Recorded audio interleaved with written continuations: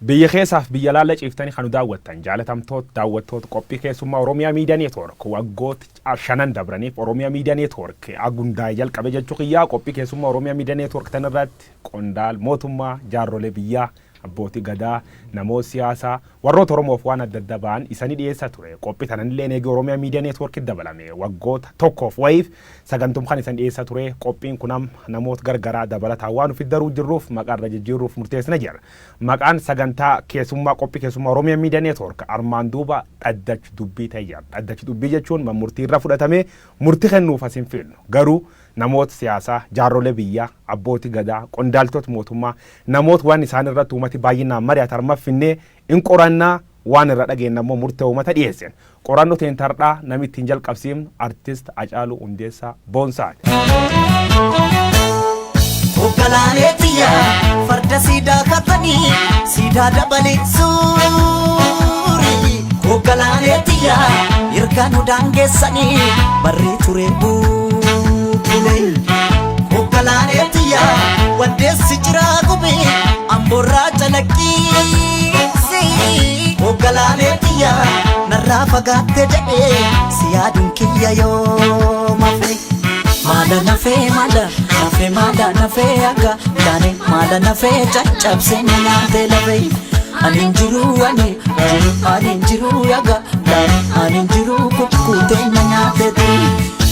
Cuwa jetti singiroon halkanii yaga cuwa jetti singiroon halkanii nama garaan dhaane ilmamuun arganii yaga maalan jira caccabsee na nyaatee jiran maalan jira maalan jira yaga maalan jira caccabsee na nyaatee jiran anin jiru anin jiru yaga anin jiru kukkutee na nyaatee jiran kote nami chisanii darbatee akka kote nami chisanii darbatee rafeen buluu namni walormaa abdatee akka maalan jira caccabsee.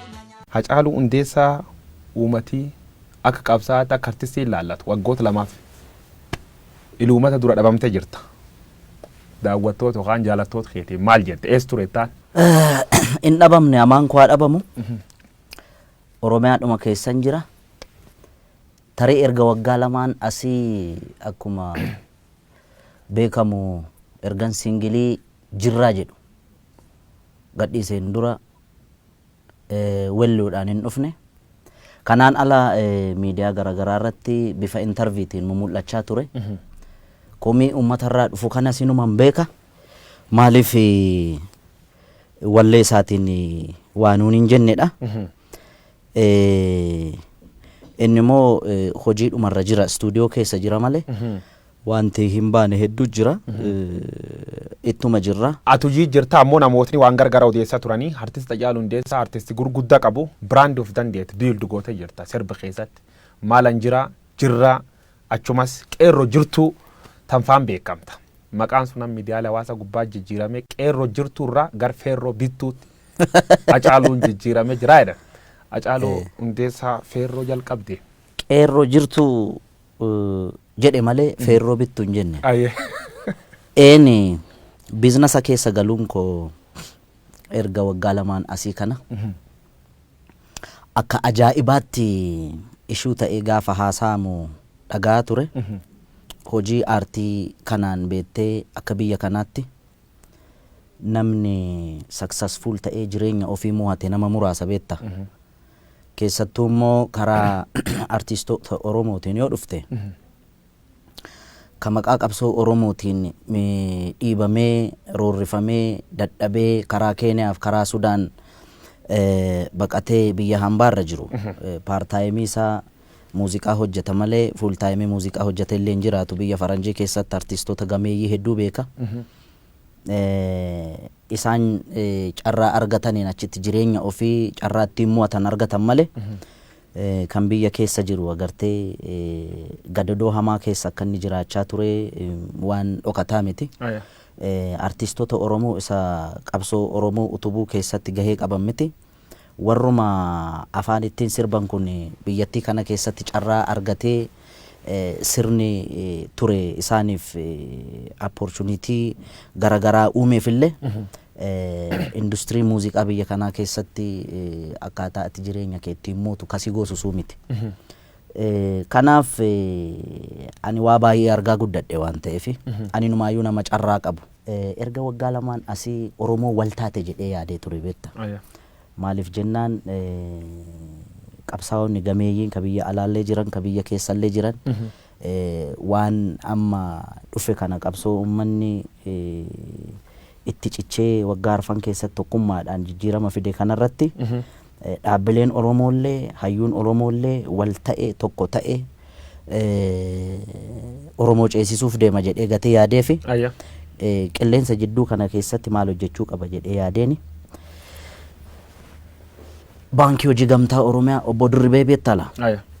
Nami sun nama seenaa qabu beekta, nama Oromummaasaa qabatamaan nama raawwatu isa dhaaduuf miti. Namni sun innaa wayyaaneen jirtu san koonsartii hojjechuu qaba jedhee ispoonsara gaafan gaafadhu. Abbootii qabeenyaa dabalatee dhaabbilee kaampaanii Oromoo amma maqaan dha'u baankii hedduu jira. Gaafan propozaala galchu guyyaa lammaffaatti warra qircaata keessa gaarbeejii keessa gatan beette sodaatanii jechuudha. Inni garuu yoo hidhame illee nan hidhama. Meeqa barbaaddaa naan jedhe amma dandeessu ispoonsara na godhin jedheen. Obbo Dirribeen miliyoona 2.5 naa eeyyame yoo hidhame illee nan hidhama jedhee ispoonsara na godhee wayyaaneen battalumatti koonsartii kiyya dhoowwite jechuudha. Si jalaa haqanii jechuudha. Na jalaa haqanii jennaan battalumatti maallaqa baankii sanarraa fuudhee deebisee itti kenne. Silaa faayinaansiidhaan waan nuti hundumtuu ba'a miti. Inni ofirratti murteessee erga kana naa godhee taankii wedheeni. Nama sana amma yeroo lammaffaa marroo lammaffaadhaaf hojiitti seenuu barbaada. Maallaqaan of harkaa qabu waan hojiitti na seensisuu miti. Maalla gargaarta baankiin kun akka naa liqeessu barbaada. Maal hojjechuu barbaada? Impoortii hojjechuu barbaada. Impoortii keessa maal? Sibiila fiduu barbaada.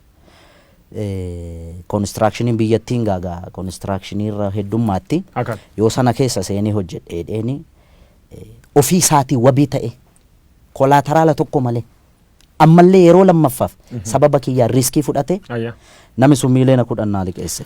Birri miliyoona 10 asirra liqeeffattee jechuudha. Haa taatuuti ammoo namoonni tokko tokko maal jechuu jiran. Hacaaluu Hundeessaa birri miliyoona 20 mootummaan Dr. Abiy Ahmad yookaan paartiin Biltsiginnaa kennitee fi birri sun fudhachuuf Hacaaluu Hundeessaa agriimantii san mallatteessan akka jedhanitti birri suniin fudhattee ittiin in callista birri suniin qabsoo keessatti sirba gahee tan ta'e qabaatu. Abba Guyyoo. Birriin gurgurtee jedhan kanaafuu acee waa butattee jirta. Keessa namaan beektu keessa qabuteen namaa kenniteedhaan beekta.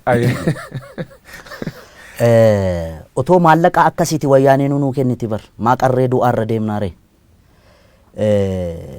Amma sana kan qarree du'aarra deemee riiskii amma sanaa fudhachaa ture sana Dr. Abiy yoo aangoorra bahe yookaan immoo Oromoon tokko yoo aangoorra bahe miliyoona 20 naa liqeessa yookaan lafa naa kenna yookaan maaloo naa kenna mana naa kenna konkolaataa naa bita jedhee osoo yaade wayyaaneen akka ajaa'ibaatti naa ofariin kunis ture. Amma yoo haasofte of dhaaduu ta'a beekta. Garuu immoo ijoolleen ragaa baatu jirti. Bara wayyaaneen jirtu daninnatiin manallee natti agarsiiste konkolaataallee natti agarsiiste kaan burraayyuutti kantiibaatti dhaqaati maaloo godhaafi jedhame qondaalonni mootummaan oppiidiyoo keessa jiran kan amma jiran warri gurguddaan kana quba qabu beekta yeroo sanallee nama dide amma akkamitti namummaan Dr. Abiy isa biteera naan jedhe inni faddaala ture jidduutti dallaala ture parsantii meeqa argate gaafa na gurguru. Anummata kiyyaaf qaalii beekta akkas jedhee nama by the way wanti bitamu miini bitamu mi'a qaalii bitamu miini rakashaan bitamu akka gaariitti fudhadha san garuu immoo mootummaan Dr. Abiy na bituu hin danda'u. Okay? Yookaan oppiidiyoo dhaabni kamu yoo sammuun kiyya na ajaje malee Biltsiginnaa jedhe dhaaba Oromoo warra mormu kamiyyuu keessa jedhe namni tokkoon yoo fedhiin Hacaaluu yoo keessi Hacaaluu murteeffate tole jedhe malee asiin miti asiin na murtaa keessa Hacaaluu tol jedhe No. Akkamitti tol jedha. Ulfa- Warri biltsiginnaani Ayya. gadi ba'anii Ayya. Hacaaluu binnee turre. Ayya. Agriimantii akkasii waliin qabna. Akka inni afaaniin hin dubbanne kana goone irra jedhanii gadaa baanee haa dubbatan. Har'as borus warra mootummaa ma biyya bulchuu miti bar. Ayya. Warra mormutti illee qeequudha duubatti nama hin deebine. Midhaaddu kan callasiin hin jedhan Hacaaluu Hundeessaa konkolaataan inni ofiyyuu mootummaa kennee fi lafallee manallee dhuu qabaachuu dubbatan. Mana dhuu qabdaadhaan Hacaaluu mana gam qabda. Alam ganaattan jiraadha isin karaa keessa jiraadhan almost mana kireeffadheen jiraadha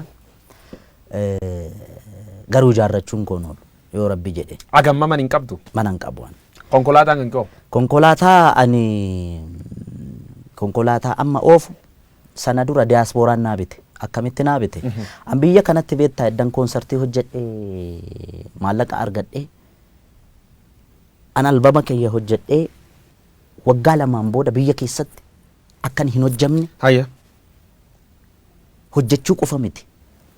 Miidiyaa TV Oromiyaa irratti illee akka sirbi koo tokkichi hirran dabarre uggurame carraa Ameerikaa ittiin bahu argadhe Ameerikaa, Awurooppaa, Kaanaadaa, Awustiraaliyaa irra deemee uummanni biyya alaa jiru naafaa jiraatu. Baay'izawee kadhaa miti kanan deeme biyya alaas Ayya. dandeettii kiyyaanan deeme. Akkan. Uummanni koonsartii kiyya seene Hacaaluu gargaarraaf osoo hin ta'in Hacaaluu waan jaalatuuf Hacaaluudhaan intarteen taana jedhee seene. Ayya. Ani immoo uummanni sun jaalala inni naa ibse hamilee inni naa kenne qofaa miti. Ayya. Maallaqa seenee kaffalee seenee na laale. Ayya. Kaanaadaa deemee tuurii otoo hin gochaa jiru asii biyya irraa natti bilbilan. Abbootiin qabeenyaa Oromoo gara nama 5 moo 6 7 ta'us danda'u beekan. Akkan. Maallaqa walitti buusanii sarpiraayizii na gochuudha Makiina kan sii bitan. makiinaa kana bitan. Hacaaluu Hundeessaa meeshaa birrii akkana fudhatee mana akkana qabaa waan akkana mootummaan tolchee fedhee oloolii miidiyaa hawaasa gubbaa bal'inaan sir deemu quba qabaachuu natti himtee turte. Namni gariin agartee taargeetii inni barbaadu keessa yoo ati seenuu fi baatte Ayya. waan barbaade jechuu danda'a. Ololli kun eessaa kaate beektaa? Ayya. Warruma qaama mootummaa keessaa baate. Ololli kun. Ayya. Okay? Maal kaayoon istuuf jirtu? Kaayoon si duub jirtu gaanii yoo yaadu tarii warra mormuuf itti fakkaachuu danda'a. Maaliif jennaan waan hin calliseef. Achi keessa taa'ee fudhatama yookaan jaalatamummaa uummata bira qabdu kana qaamni dhabamsiisu achi keessa jiraachuu danda'a. Ka mormu keessas hin jira, ka biyya bulchuu keessas hin jira. An kana sirriitti quba qaba beektaa. Garuu dantaan hin qabuufan hin callise malee agaroona. Amma waan jiraayyuu uummati beeksifte. Fuulduraaf namooti shakkii qaban. Artistoota waan garagaraa taasifama. Artistoota namooti bebeekamoon bu'aa dhuunfaatiin deebi'anii yoo dhuga uummata dhoksanii mul'ata. Kanaafuu artistoota shakkanii maqaa santi baasan. Warra Hacaaluu Hundeessaa shakkuuf fuulduraaf Hacaaluun birriin jijjiiramaa jedhee fuulduraaf ka shakku. Kaamma yaatti himta. Ka fuuldura maal dhaamtaaf maal jettaan? Beektaa hawwisoo keessatti hawwisoo mootummaan hooggantu kana keessatti artistii gameeyyii jira beektaa. Ka sagaleen ajaa'ibaa. Biiftuu Oromiyaa keessa jedhe burqaa burraayyuu jedhe hawwisoodhuma mootummaan akka aadaaf turizimii of jalatti qabate artistoonni achi jalatti jiran hacuucamaadha beektaa. Aartiin muudii barbaada. Aartiin ayyaana qabdi beektaa. Dabballeen gaafa kana godhi gaafa misooma irratti sirbi gaafa maaloo irratti sirbi gaafa maaloo irratti sirbise gaafa siin jettu ati artistii miti beektaa. Amma wanti nurratti raawwatamaa jiru maal akka ta'e beektaa akka dabballeen oppiidiyoo kanaan dura biiftuu Oromiyaa gochaa turte. Biiftuun Oromiyaa keessatti artistoota otoon si waame sagaleen isaanii kan si boochisu baay'ee jira beektaa. Kan achi keessaa ba'anii guutuu biyyattii irratti beekamuu danda'an addunyaarra deemanii waa meeqa hojjechuu danda'an kana dabballeet isaan hooggan.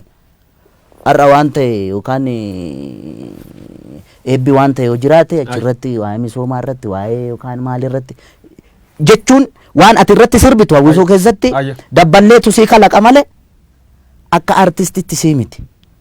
Artistiin immoo miira hawaasa bal'aa miira hawaasa miiliyoonaan lakkaa'amu bakka bu'ee hojjechuudha qaba malee miira murna tokko kan mootummaa biyya bulchuu miti yookaan kan mormuu miti. 2015 gubbaatti maal anjiraan bahe akka inni warra faranjootaa jechuudha. Sirbi sun irratti uummata biratti fudhatama guddaa argatte. Achuma qabsoon Oromoo jalqabti. Qabsoo keessa waan hedduu keessa dabartee ijoolleen fuul sibeesii dubbatte. Gizee miilinee madaraash yookaan galma barkumee guddachaa sirbiti suni madaraka irratti gizee seentuuf gizee buutu maaltu si qunname? Akkuma beektu sana an emotional ture. Aye. Gara Harargee kana deddeebi'aa ture uummata keenya laaluudhaafi. Yeroon deddeebi'u sanatti bara jireenya koo keessatti akkasitti abdii kutadhee hin beeku. Maaliif waan wayyaaneen uummata keenya irratti raawwachaa turte sana argee walaloo sana akka jirutti Direedawaatti hin barreesse harka caalaa jechuudha. Addisuu Araggaa kun natti bilbilaa ture. Aye.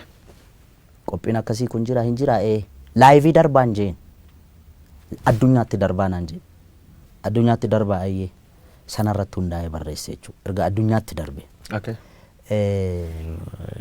Hin dhufee leetii ta'een dhufee iyyuu gaafa qophii sana. Dudduubatti haftee dhufte. Dudduubatti hafee gaafa dhufu artistoota kan akka Ittiiqaa kana ijoollee artistoota na dura seenanii perform godhan kana Addisuun walitti qabee gorsaa ture. Gorsaa kam gorsa? Yoon dhufu Hacaaluu dhufte kottu ati sinaan jedhee asitti galii walitti qabuuf walitti dhufne malee protestii garaagaraa agarsiisuuf miti. Kanaaf kaayyoon nuti dhufneef galii walitti qabne uummata keenya buqqee utubuudha.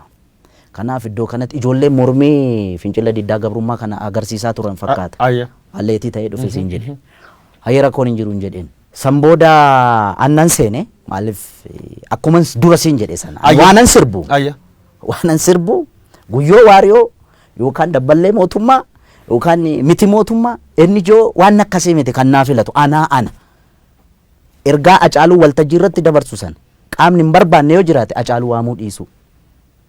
Erga dhufe garuu Hacaaluu waan gochuu qabu Hacaaluu qofaaf dhiisu. Waan akkana sirbidhanii sitti man isaan? Isaan yeroo sanatti sirbi koo jirraa ka jettu sun baatee turte. I think sirba biraa eegan. An baandiidhaan akka geerarsi seenu godhe. Walaloo sana fayyadamee miirri anarrattis uummatarrattis argitu sana waan yeroo sana fakkaatu ture. Yoo sana emotional ta'anii namoonni sintineedhaan ibsaan addaan citee security'n backstage natti marsee sana booda Shimallis dhufee ofitti naqabe. Addisuun dhufee innaa waltajjii irra baatu ati maraattaa hinaan jedhe namni rifateera. Shimallis ofitti naqabe erga goote bagatti cabsite naan jedhe. San booda suutuma suuta warra ijoollee suufii uffattu kun meeshaa shuguxii qabatanii backstage natti raran. Natti marsanii kana booda nutu si fudhatee deema rakkoo jiru wajjin jirtaa jedhan. Rakkoon jiraatee hin jiraanne handantaa kiyyaan turre yeroo sanatti. Baay'ee dhiphatanii konkolaataa kan kee fudhattee deemuu hin dandeessu jedhan. Baaksteejii karaa ittiin baatu Miliineem Addaarash gaafa deemu namoonni qawwee qaqqabatanii dhaabbatan arge waraan. Federaalirraa? Federaalirraa. San booda nama Toofiq jedhamu amma protokoola muummicha ministeeraa ta'u beeku. Inni yeroo sana ijoollee amma gaardota sana mucaa hoogganaa ture fakkaata. Akkasitti jarrigaa akka dabarsanii na kennan bilbilaan rakkisaa akka turan qaama amma jijjiirama kana hoogganaa jiru kana yeroo sanatti aangoo irrattis ol hin baane agartee yeroo sana yeroo hamaa ture yeroo riiskii ture. Dabarsinee hin kenninaa irratti lola hamaa ture erga uummanni bahee VAT jarri lammaa fa'aa biyyi fa'aa adda gaggeessaniin booda waraana na qobaatti na hambisanii VAT lamaan fudhatanii na gadan. Kasi dinqu keessa karaa boolee Mikaayilii kana na fudhatanii ce'an. Si mursiisuuf jechuu? Yaa waan ajaa'ibaa mursiisanii na fudhatanii badan bar. Makiinaa qulfiis narraa fudhatanii biraatti kenname waan hamaa ture. Yeroo sanatti wanti dhalate dhugaan jiru kan. Maal wanni isaan haasaan warri ijoolleen rafaa maal dhageette akka isin miidhuu fedhan? Ijoolleen inumaayyuu mucaa Tasfaayee jedhamu tokko jira amma maqaa abbaa isaa Tasfaayee eenyu akka ta'e beeku dameetikaadha. Ijoollee Oromooti ijoolleen suni inumaayyuu na dudduuba bireeniin fa'a ture. Sibiiliidhaan uffatanii madireesii fa'a. Almost amma waraanni hin banama eegaan turan. Reediyoo gochaa turu. Makiinaan hordofuu yeroo kate meetira akkasirratti rukutaa fa'a waliin jechaa turan. Parpasli si qabuuf dhufan jechuu isaan? Isaan na qabu maammaa dhufan jaratu kennuu dide. Good. Hojii hojjettu sun fakkeenyaaf madaraka irra cabsitee waan akkasii sun live irra dabarsu keeteef riskii sun fudhattee jirtu. Riskii sun itti gaabbitaa fakkeenyaaf. Ittiin gaabbi. Riskii ani yeroo jalqabaaf miti kanan fudhadhee inni sun hamaa ture. Beetta ani namattuu hin himne hiriyoonni kiyyan beekani. Haati warraan kiyyan beektu haadha warraa kiyya ulfa ji'a torbaatu garaa jira. kan daa'ima immoo kan wabiin waggaa 2.5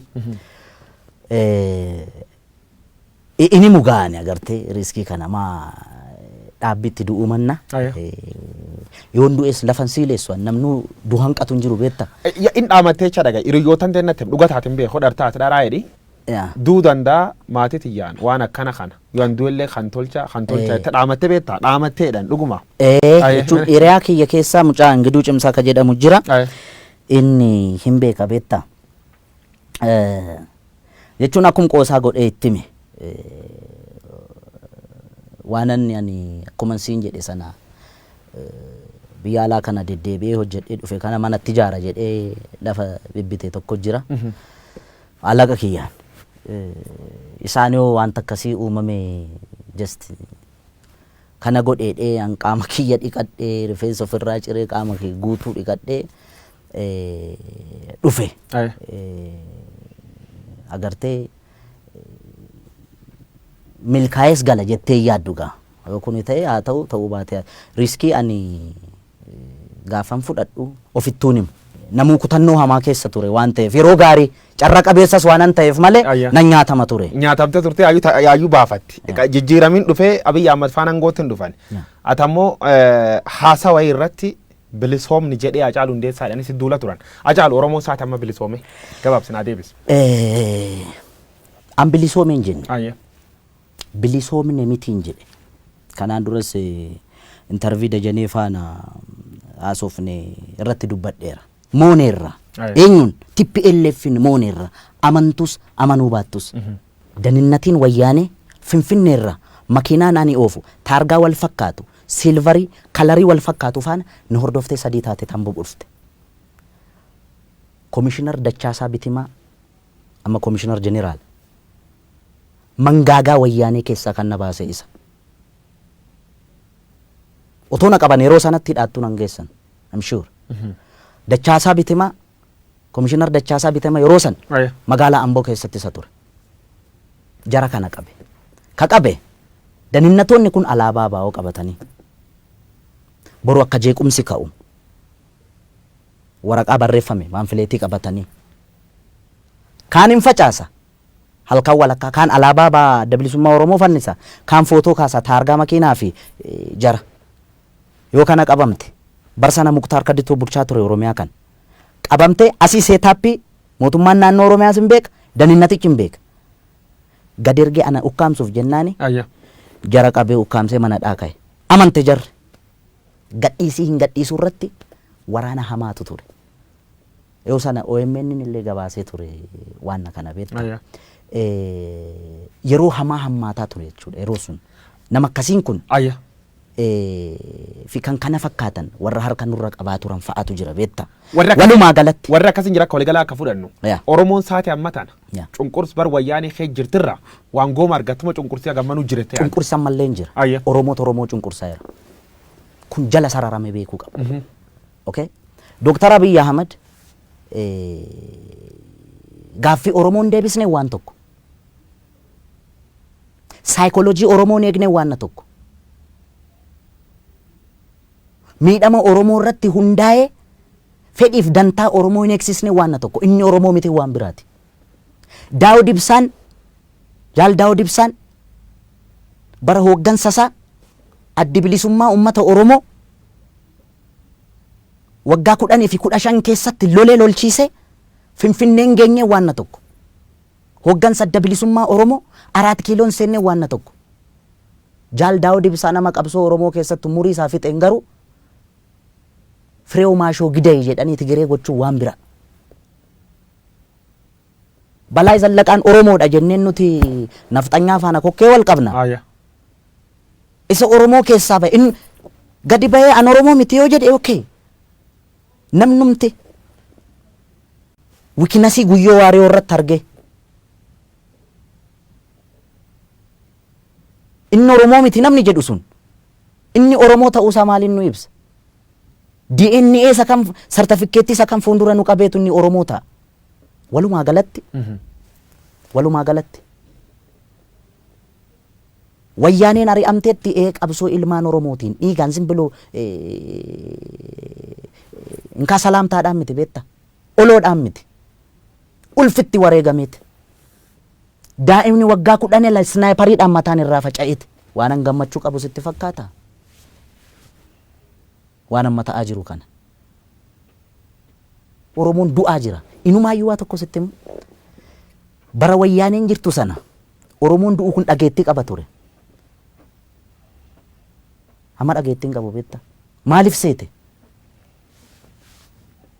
Oromaa miti kaa kan nutu walajjeesaa jira Oromo immoo maaltu isa dhibere Formaati maal? Furmaanni warri biyya bulchanis dhaabbatanii ilaaluu qabu. Warri qabsoo bilisummaa Oromoodhaaf falmaa jirra jedhanis dhaabbatanii ilaaluu qabu. Gaafa arbi walitti bu'u kan miidhamu marga hidhamaa miti. Wanti isaan beekuu qaban awwallaalummaa kiyyaan laale. Yoon illee badii qabaadhe naa of kalchan. Awwallaala nama hin baranne illee nama barnootaan fagoo hin deemne. Ogummaa rabbinaa kenneen ummata kiyya biratti jaalalaaf kabaja argadhe malee an beekaa ta'ee miti kan isaan gorsu. Isaan warra na dhalchan, warra daandii natti agarsiisan, warra wareegaman, warra aarsaa meeqa kaffalanii na dura waa meeqa ta'anii beekan. Garuu aga wallaalummaa kiyyaatti waan naa galte tokko kan kolfaan hin godhina. Amma wanti jiru maal akka ta'e beektaa guyyo xiiqii walitti qabate namu akka walitti dhiyeenyaatti wal ijaare tokkummaan inni waggaa 4 keessatti wareegama nama 5,000 olitti wareegne dhufeen kun bishaan dhuguu jira. Almost zeerootti deebi'aa jira beektaa. Garan ka deebinu dhiyoo tana gaafiif deebii IBS irra gootirra Hacaaluu Hundeessaa mallee waan dhibi dubbatee OBS irra gootirra artistoota waliin warra Maqalee dhaqu Maqalee marii Maqalee akka completely hin fudhanne dubbattee turte. Wanni sun ammoo har'allee hin fudhanne. Mootummaalleen dhaqeedhaan amma haasa'uu jiran. Maal jettaa waan Maqalee kanarratti? Argeera beektaa ani Profeesar Isqeel Gabbisaa fi Baqqeeyyi nama ani isaan arrabsuudhaaf miti nama deebiitti deebisuu danda'uudhaaf nama hamilee qabu miti beektaa. Nama akka malee jaaladhullee nama akka malee kabajullee dhugaa dhiigalmaan Oromootiin yoon dhugaa haasa'e gaafa waan kana haasa'u sammuu kiyyatti isaanuu yaadadhee miti. Qondaalli kanaan dura mormituu ture kaafaa'u amma oobkoo durii keessa ture namni wayii maqaa tuuta waan ta'e fudhatee achitti gaafa inni walgahii jara faana taa'u argee tanani sanarratti hundaa'ee haasa'e beektaa. Otuma immoo Baqqeenuu deeme Profeesaruu deeme fudhataman qabu na biratti. Jaawaaruu yoo deeme maaliif naan jedhe tarii wallaalummaa kiyyarra madda ta'a garuu ammallee jarri nama gumaati Oromoo waliin walaloo Zalaalamaa Barraa tokko sii jedha waggaa 10 meeqan dura dhaggeeffadhe waan akkasii kun isa rakkiseetu beektaa akkamittiin caalee akkamittiin gurbaana dhaga'uu diddaa jedhe caalii sanyii dhiiraa caalii sanyii guddaa kan dur lammiin kee ajjeesee dibatee tufeen arraabne gafarsaan gaditti saawwaatti lakkaa'e yeroo yoo argatu raadiyoon sii waadee qawween sii akaa'e ammam lammii keetiin walii galtee diddee mana gumaalitti almahaa jedheetu afaan kottaafu kan 5 ta'ee dhufu jedhe. Kan 5 ta'ee dhufu. Kan 5 ta'ee dhufu. Mana gumaa lixuun akka sirna gadaatti akka namni qaamni irraa du'e tokkotti isaantu sin ajjeesneerra waggaa 27 kallattiidhaanis alkallattiidhaanis isin ajjeesneerra isin miineerra isin saamneerra Oromoo biyya abbaa keessan irratti akkas sin gooneerra nu of kalchaa jedhanii qeeshiif sheekii nutti erganii gara fuulduraatti akkaataa itti waliin buluu dandeenyu kanarratti kan Oromoo gaafatan isaan malee warra nuti isaan harkatti du'aa turree miti. Natti bilbilanii waa'ee kanarratti siinaan jedhe siyaasa keessatti naan jedhan diinni dhaabbataa fi firri dhaabbataa hin jiruu naan jedhan. Akkasii Dooktara Abiyyi sirrii dhaareen jedheen attam jennaan isa nafxanyaa faana isa hamannu kuniin jedheen nafxanyaa waliin ta'ee dantaa Oromoo kana nafxanyaaf dabarsee kennuu fi nafxanyaa waliin hojjeta hayyoota Oromoo ofirraa dhiibaa jira nafxanyaa ofitti qabaa jira inni jedhamu kun nafxanyaan diina Oromooti kaleessas diina Oromooti hardhallee diina Oromooti gara fuulduraattis diina Oromooti akka wallaalummaa yaada Hacaaluu Hundeessaatti. Hacaaluu 4 kiiloof sittu aanee jettee sirbite turte sirba kan kee qalammeessoo ka'ee irratti jirra oollee barii arguuf gara nu bal'isa yaanu jettee jirta oollee barii arguuf oollee barii sun arguu jirra geenne. Arginee turre. Ayya. Okay akkamitti argine seete akkuma dura siin jedhe irra deddeebi'ee akka hin taaneef paaworii guutumaan guutitti kan of harkaa qabaa turte TPLF samma Maqaleetti galtee qobaa kiyya miti OPDO waliin hin jira. Okay Jawaar Mahammad kana wallaalee miti kan Minisoota irraas dhufee bar qaamni amma aangoorra jiru kun akka wayyaanee faana ture kana wallaalee miti. Okay qabsaa'onni gameeyyiin hedduun kan biyyatti galan hin beekamu kan ilmaan keenya jedhaniitu. Okay itti fayyadamne garagalani nu qarqaaran qabsoo Oromoo kana galmaan gaani jedhamee itti waliin shubbisamaa ture bar akka ajaa'ibaatti machii hamaa keessa ture uummanni keenya hundumtuu. Okay sana booda ijoolleen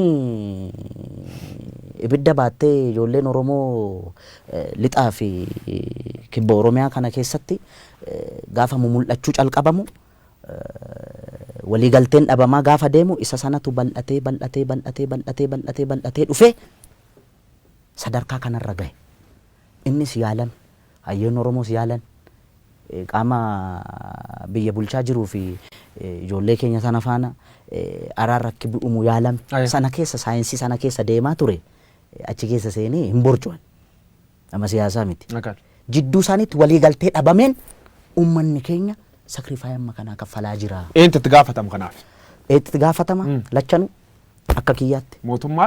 Mootummaa fi qaamni mormu. Qaamni mormu. Kanaafuu seena Oromoo sadarkaa Oromoon keessa jira kanaan fakkeenyaaf Oromoon saati har'aa naannoo jiran keessa naannoo namni keessa du'u jiru kanaan baay'inaan keessatti dhabuu jiru Oromoo. Kan akkamitti ibsita akkamitti laata?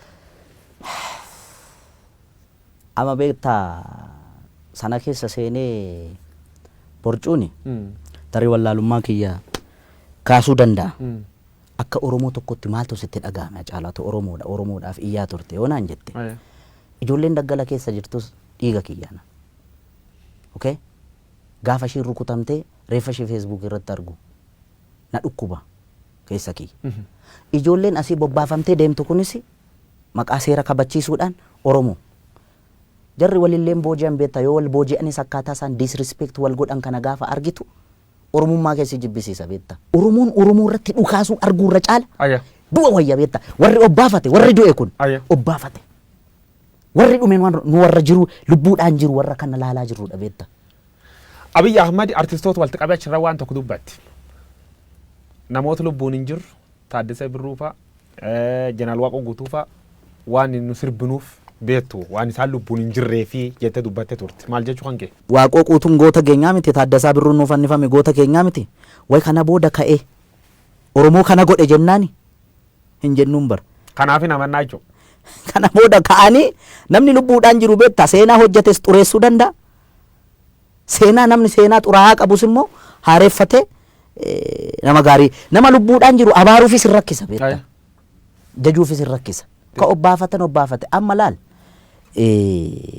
Dr. Abiy akkuma filannoo irra bahe kun namni machaa'in hin jiru Bujii irra Boorana irra agaa Harargeetti irra agaa Wallaggaatti Wallagga irra agaa namni qawween dhayin hin jiru bar gaafa inni filatame ispeeshaalii naannoon ani itti dhaladhe kana Booranatti illee namni dhukaasaa akka ture quba qaba beektaa namni dhukaase bar gammachuu guddina dhukaasuu qofayyuu miti ilma abbaa gadaa jedhame bakka deemutti eeboo fardatti badhaasanii gaachanatti kennanii maaloo ta'e sana ta'e kana ta'e inni viizhinii mataa ofii qabaa mutiire. Jijjiiramni Abiy Ahmad jalqabe kun waggaa lama keessa taak deema deeme karaa sirriir jiraa warreen hin jira. Abiy Ahmad karaa sirriir hin jiru dogongor guddoo hojjechuu jiru warreen hin jira kan keessa kan fudhattate. Baay'ee jalqabumayyuu waan barree namni na dursee qeeqeen jiru garuu dhugaa namaa baasurra wikinasii namaa baasutu namatti tiniin kun dhufe amma sirriirra hin jiru ana akkamitti sirriirra hin jiru seete. Inni Oromoodha. Harki isaa dhiiga Oromootiin xuraa'uu hin qabu. Akka wallaalummaa kiyyaatti maal isa gorsa beekta? TPLF ummata Tigraayitti hudduu gatattee nu fixaa turte. Nafxanyoonni ummata Amaaraatti hudduu gatatanii Oromoo fixaa turan. Mangistuu Hayilamaariyaam qofa beektaa kan jidduu irratti akkas ta'e. Namni kamuu saba kamiyyuu keessaa dhufee aangoo qabatu. Kana booda akka inni aangoo irra turus kan godhu Oromoo, akka inni aangoo irra hin turres kan gochuu danda'u Oromoo. Okay mee Dr. Abiyyi kun Oromoo miidhaa jennu. Dantaa Oromoos eegaa hin jiru haa jennu. Gaaffii Oromoos hin deebisne haa jennu. Fincillis ka'e, mormiinis ka'e, akka inni aangoo irraa bu'us godhame. Eenyutu morra kora Oromoo dhaabilee Oromoo keessa? Isa karaa nagaatiin dorgomu moo isa afaan qawweetiin lolu? Kamtu dhaqee achi qabata? Innis gaaffii biraa bara. Namoonni hedduun Abiy Ahmad nafxanyaan butamee jedha qabsoon isaa.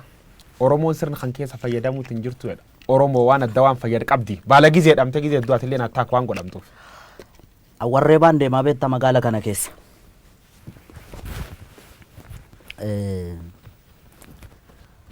Jira wanti inni fayyadame. Abaarsa nafxanyaa fayyadameera. Inni mormuu maal gochuu qaba ture? Akkam gochuu qaba ture? Jarri akkatti isaan disrespect wal gocha ela maal seete beektaa guyyoo? Awwakkush naakkush jetti jarri. Waltuufi rakkoo hamaan kan jiru. Warra dhaaba siyaasa Oromoo kana oofan bira malee uummata bira miti. Dantaa wal dhabde isaanii kanaaf fayyadamtee gareen Habashaa yookaan gareen nafxanyaa nama Oromoo miidhaa jirti jechuudha. Of course amma walumaa galatti maal akka ta'e beektaa? Akka Dr. Abiy waraana isaa ajaje akka Jawaar ajjeesu yookaan qabsaa Oromoo hayyuu tokko akka ajjeesu nafxanyaan halkanii guyyaa irratti hojjechaa jirti. Gaafa muummichi ministeeraa waanuma xinnoo bar waan guddaa miti bar gaaffiin deebi'ee hin jiru beektaami. Mee gara fuulduratti hin deebisu hin deebisan hin beenu gaaffiin Oromoo waan guddaan turre bar biyyattii kana keessatti akka arjummaa isaatti. Waanuma xinnoo waanuma Oromoo urgooftu kan yoo godhe qullaa sirbiti baatee bar nafxanyaan miidiyaa ishiitiin FM hin jiru hundi jechuudha. Yoo nagnoo waan isaan hin jedhiin hin jiran beektaa. Gaafa immoo inni xiqqoodhuma saayikooloojii Oromootti wanta buutu kana yoo godhe yeetimmi walad tini balinji la Itoophiyaan jedhanii tela hin bubbisu beektaa. Maal dookumantariin irratti hojjechaa ooluu miti? Maal anjira gubbaatti yaa galaaneetiyyaa ette fardi siidaa hatali siidaa dabalee sini ette wanni ette erganu daangeessani barii turee bulbul farda badia caalu wanni farda waan fardaa sobtacha keessa waarke farda siidaa hataniidha. Farda siidaa hatani siidaa dabaleen soore erganu daangeessani barri turee bubbuleedha. Fardi siidaa dabalee sun farda mililikirra taa'ee kunoo amma suura ka'e san farda hatame beektaa? Eentati? Namicha nami hattuu humnaan qotee bulaarraa fudhate beektaa? Ijoollee Arsadii promotion ka jedhaman bolaa sadan tokko jira Sisaay Bulbulaa waggaa 8 dura sochii hamaa gaggeessaa turan kitaaba isaan barreessan irratti arge beekte siidaa dabaleen kun nama galaan farda isaa kaalchoo fi garbuu qallabaa ture gorroo jalatti Oromoon sangaa fardaa isaa maal godha beektaa guyyaatti yeroo lama dhiiqa beeke naannoo keenyatti nuti farda goojeedhaaf lolaaf itti qophoofsitu kana leenji'amu garbuu nyaata gorroo jala hidhame namichi kun gaafa farda taphatu beekamaa ta'e odeensi qaba beektaa akka kitaaba sanarra jedhutti seenaani gorgisitu taabonni wayii hin baay'edhan as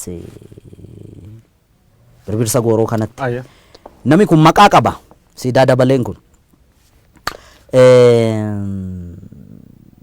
namicha bira qaqqabe fakkaa namiliki bira odeeffannoo miliki bigaa waa maatiin haa taphatu jedhame inni farda isaa miicee maaloo jedhee bareechee galaan irraa sakaraa dhufe beektaa sakaraa dhufe goojii irra mul'atee na dhadha'u kana argee nugusni taa'ee argaa ture harkaa fuudhaa jedheen irraa bute beektaa waameetu farda akkasii kun mootiif malee nama teebula akka keetiif hin ta'u isa jedhanii nu abaaran sana jettaa mire jedheeni harkaa fuudhee siidaa dabaleen boo'aa deeme. Kanaaf gaafa amma farda kana laalu nan aara beektaa farda hatame farda nu jalaa hatame kanarra taa'anii hin qaanofneen nama qaaneessiteedha. Inumaayyuu immoo suura kaa'anii cimaan. Dhaloonni kun waa'ee farda kanaa gaafachuu qaba barbaachisaa taanaan beektaa. Aye. Fardi abbaa qaba beektaa. Aye.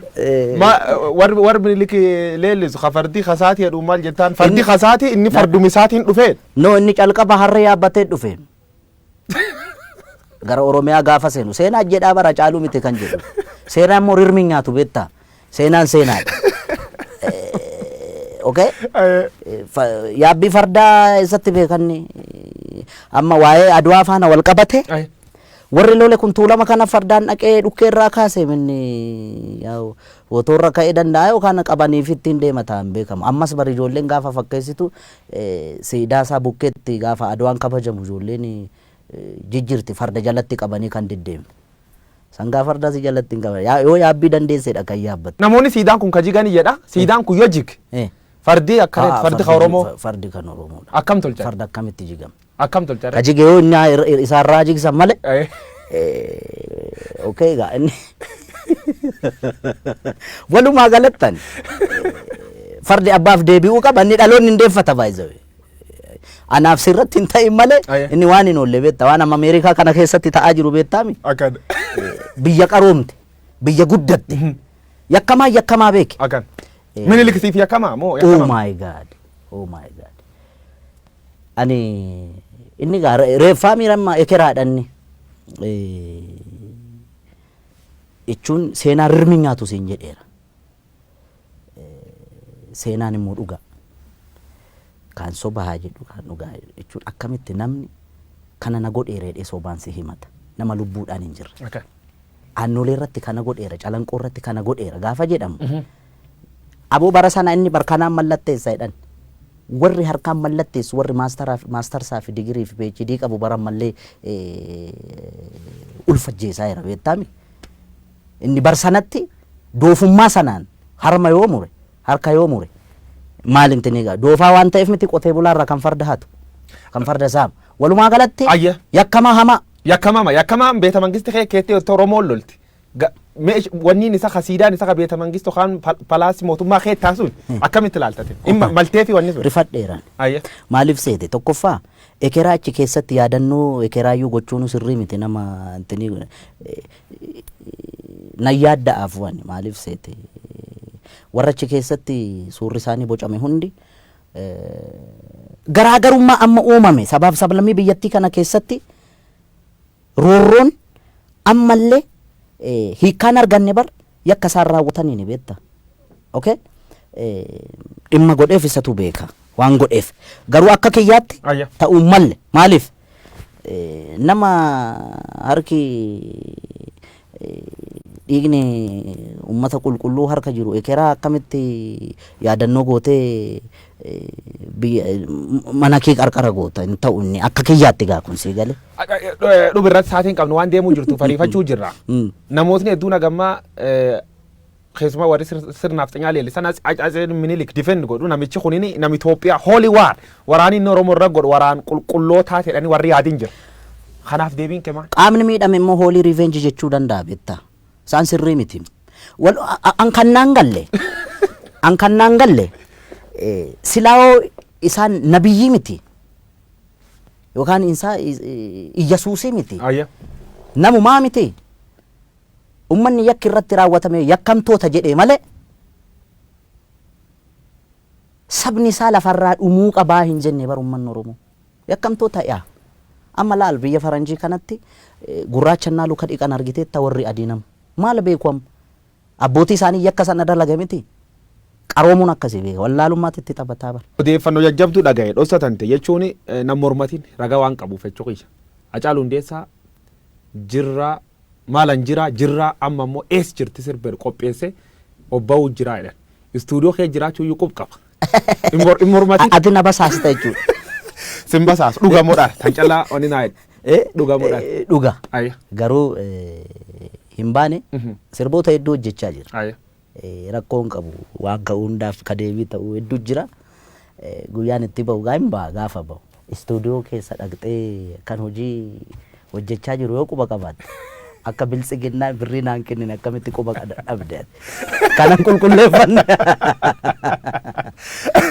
Ajaalu Hundeessaa Boonsaa dhumirratti Loqoda hangafa Oromoo kana jaaladha beektaa ka Booranni ittiin haasa'u afaan kana baay'ee jaaladha. Inni biraan akkaataa itti dhiyeessitullee bareeda. Wanti hojjetamuu qabu karaa gama miidiyaa keenya miidiyaa afaan Oromootiin banaman hundi isaanii otoo tokkummaa Oromoo irratti tokkummaa ishii TPLF ittiin xiqqoo goone sanarratti otoo hojjetame. Ulfaadhi galatoomii Hacaaluu Hundeessaa dhumirratti addaan ba'uun dura sirba tokko nu affeerta addaan baana. Sirba Hacaaluun nu affeer dhageen. Jirra jirra jirra jirra jirra jirra jirra jirra bullee barii arguuf garaa nu bal'isee yaanuyi yaanuyi yaanuyi yaawaa irraanfachuuf.